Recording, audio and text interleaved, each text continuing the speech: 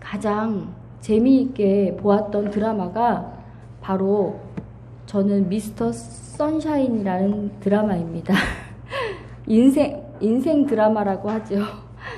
두 가지 저한테는 되게 와닿던 것이 있었습니다.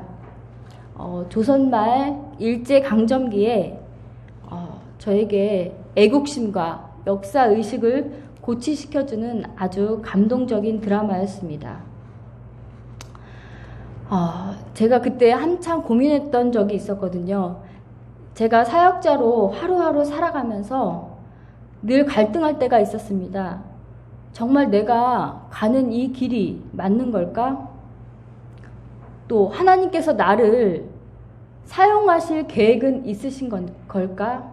라는 고민과 또 하나는 정말 나를 주님의 종으로 부르신 것이 맞는 걸까? 라는 깊은 고민에 빠질 때가 있었습니다.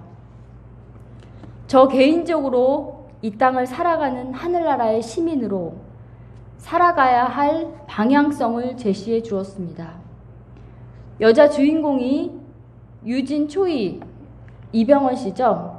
사랑하는 관계였지만 그녀의 마음속에는 오직 조선의 독립이라는 큰 사명을 가슴에 품고 살아가는 모습 속에서 저의 자화상을 발견했습니다. 하늘나라를 맛본 자만이 할 수 있는 자기 포기, 자기 부인, 그 모든 것의 근원은 바로 예수님께 있는 것입니다. 마치 저에게 말씀하시는 것처럼 마음에 와 닿았습니다. 가슴에 하늘나라가 담겨져 있는데 우리의 사소한 감정과 갈등과 불만 이런 것들은 큰 문제가 되지 않는다는 것입니다.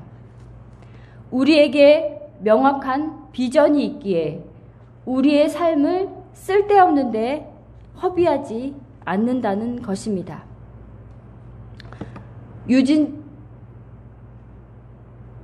그 두 번째는요. 이 드라마에 하나 넘겨주세요. 페이지를. 두 번째는 이 드라마에 출연하는 조연들입니다. 맛깔나는 연기를 통해서 이 드라마에서 주인공을 훨씬 부각시켜주는 역할들을 담당했습니다. 오늘 우리가 살펴볼 본문에 등장하는 세례 요한이 바로 이런 존재가 아닌가라는 생각을 해봅니다. 다른 평행 본문을 보면 세례 요한을 따르던 무리가 예수님께 몰려갔을 때 그는 이런 말을 하게 됩니다. 그는 흥하여야 하겠고 나는 쇠하여야 한다는 이 말씀을 읽었을 때 어떻게 이게 가능할까 의구심도 들었습니다. 나를 따르던 무리가 이제는 모두가 예수님께로 돌아가고 혼자 남았을 때 이런 고백을 할 수 있을까 생각해 보았습니다. 광야에서 회개의 메시지를 선포하는 요한을 바라보면서 또한 많은 백성들은 세례 요한이 저가 그리스도이신가? 라는 생각을 품게 되었습니다. 그것은 그가 전하는 메시지가 아주 강력했으며 그 당시에 메시아를 고대하는 사람들의 마음과 잘 부합되어 있었다는 것을 볼 수 있습니다. 이 시대에도 혼돈과 이념의 갈등, 분열, 코로나로 인해 보호라는 명목의 통제를 겪으면서 로마의 압제에 있던 사람들을 보면 그들이 왜 메시아를 기다리는지 조금은 이해할 것 같은 마음이 생겼습니다. 여러분, 예수님은 하늘의 권세를 가지고 오셨습니다. 능력이 아주 많으십니다. 모든 악한 무리의 권세를 한 번에 제압하고 통치하실 권한이 충분히 있으신 분입니다. 그리고 로마를 다 뒤집어 엎을 만한 능력이 있으신 분입니다. 그러나 그렇게 하지 않으셨습니다. 예수님께서 무력하게 십자가에 죽으신 것을 보면서 예수님을 따르던 무리들은 그가 메시아가 아니라고 생각했고 예수님을 모두 떠나갔습니다. 그러나 예수님은 십자가에 달렸던 우편 강도에게 생명을 주셨습니다. 앞을 볼 수 없는 흑암 가운데 살던 비천한 소경에게 빛으로 찾아가셨습니다.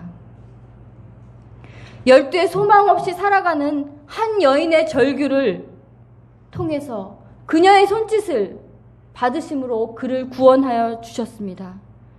여러분, 이후에 어떤 일이 생겼습니까? 한 생명을 통해서 그 거대했던 로마가 그리스도인들에 의해서 변화되었습니다. 마치 작은 불씨 하나, 또 작은 불씨 하나, 또 작은 불씨 하나가 모여서 큰 불이 되어서 어마어마한 산을 태우는 것을 볼 수 있습니다.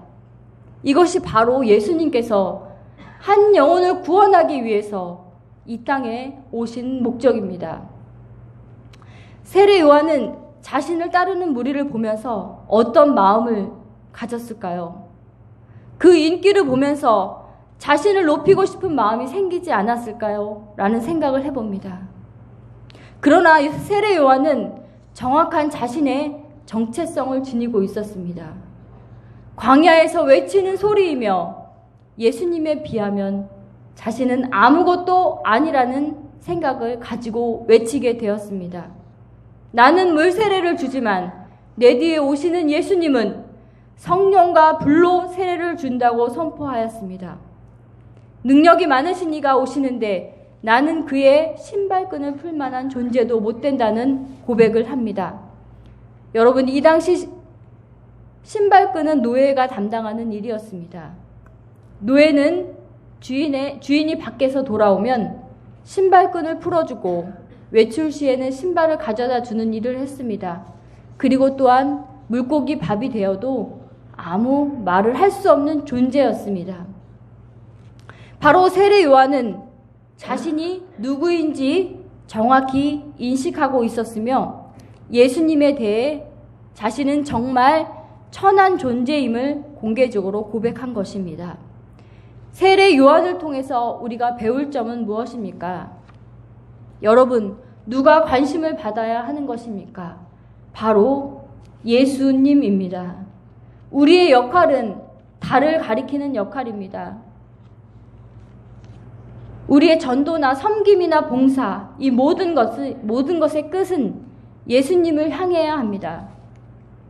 제가 평신도 생활을 하면서 사모가 없는 교회에서 성도들이 정말 참 열심히 성도들을 섬겼습니다. 자신들의 차로 반찬을 봉사하며 물론 많은 경조사들도 1등으로 참석하며 아주 열심히 섬겼습니다. 때로는 섬김을 받는 분들이 너무 고맙다고 인사를 할 때가 아주 많았습니다. 그러나 제가 항상 하는 말이 있었습니다.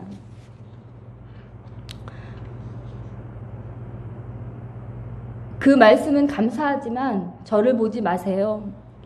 저는 내일 아마 여러분을 실망시킬지도 모릅니다. 제 손이 가리키는 예수님을 보세요. 제가 섬기는 이유도, 복음을 전하는 이유도 바로 이 예수님 때문입니다. 라고 말씀드리면 알아들으시더라고요. 이렇듯 우리의 모든 행위의 끝은 궁극적인 목적이 바로 예수님이 되어야 합니다.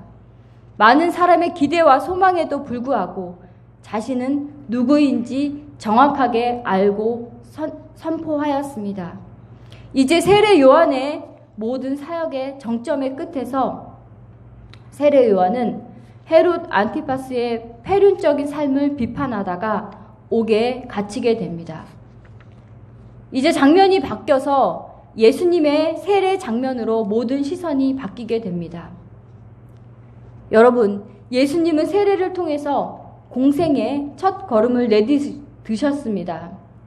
인간과 달리 죄가 없으시며 다만 자신이 죄 있는 사람과 동일시하기 위해서 세례를 받으셨습니다. 이를 통해 모든 의를 이루는 것이 합당하기 때문에 세례에 동참하셨습니다. 여러분, 예수님께서 세례를 받으신 후에 기도하셨습니다. 어떤 일이 벌어졌을까요? 이 기도를 통해 하늘이 열리는 기적이 나타났습니다. 바로 하나님의 소통이 시작된 것입니다. 예수님은 공생애를 시작하면서 기도의 삶을 사셨습니다.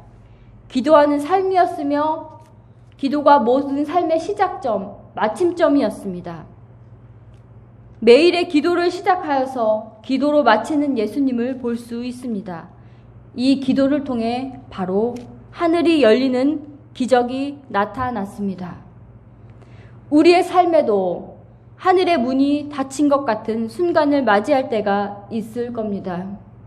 저는 요 근래 우리 주변에서, 이 나라에서 또 세계에서 돌아가는 모습을 볼 때 가슴이 탁 막힐 때가 있습니다. 한 번도 경험하지 못한 현실에 부딪힐 때 여러분은 어떻게 하시겠습니까? 지금은 기도할 때입니다. 마치 우리의 현실은 열왕기 하 6장 8절에 아람 군대에 포인된 엘리사와 같습니다. 하나님과 교통하는 엘리사 때문에 되는 일이 없던 차에 엘리사를 잡기 위해 아람 군대가 도단성을 포위했습니다. 아람 군대의 많은 병력에 둘러싸여 아무것도 할 수 없는 처지에 놓였습니다. 엘리사의 사환인 게하시가 나가보니 다 죽게 된 것이 아닙니까? 벌벌 떠는 게하시와 엘리사의 차이는 무엇입니까? 믿음의 눈이 열렸냐, 닫혔냐의 차이입니다. 그 근원은 하나님을 향한 기도에 달려 있습니다. 엘리사의 기도로 게하시의 믿음이 눈이 열렸을 때 하나님의 불말과 불병거를 보게 됩니다. 이후에 엘리사의 기도를 통해서 아람 군대는 눈이 어두워져 잡아야 할 엘리사를 잡지 않고 놔둔 채 사마리아까지 가게 되는 모습을 봅니다. 여러분, 우리 현실에서 막막할 때 기도하면 하나님께서 이루시고 더 큰 일하심을 볼 수 있게 해 주십니다. 눈앞의 현실에 떠는 게하시가 아니라 영의 눈으로 하나님의 일하심을 보기 위해 저는 다급한 마음으로 하루 한 끼 금식하며 기도하고 있습니다. 아무래도 지금은 교회가 깨어나길 하나님께서 원하시는 것 같습니다. 우리 앞에 현실이 막막하다 할지라도 문제보다 더 크신 주님께서 일하실 때 우리는 손을 안 대고 코 푸는 일들이 생겨지게 될 것입니다. 이후에 벌어진 사건을 한번 유심히 살펴보겠습니다. 하늘에 속한 분, 하나님이며 동시에 하나님의 아들이신 예수님께서 성령을 통해 하나님의 아들임을 확증하는 순간입니다.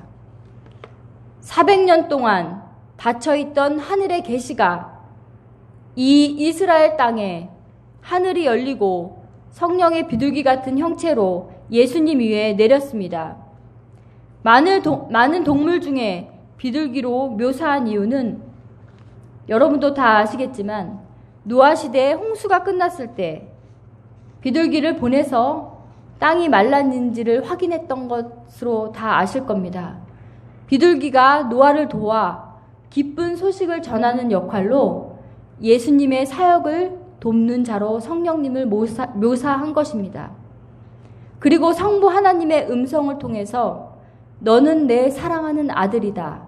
내가 너를 기뻐하노라 라는 음성이 들렸습니다. 예수님을 향한 이보다 더 확실한 증언이 어디 있겠습니까? 어느 누구의 증언보다 확실한 하나님의 입을 통해서 들려지는 음성입니다. 직접 예수님을 향해 나의 사랑하는 아들이다, 나의 기뻐하는 자라 라는 말씀이십니다. 이것은 메시아로서 공적 사역의 시작을 알리며 이 기쁨은 계속되는 기쁨을 의미합니다.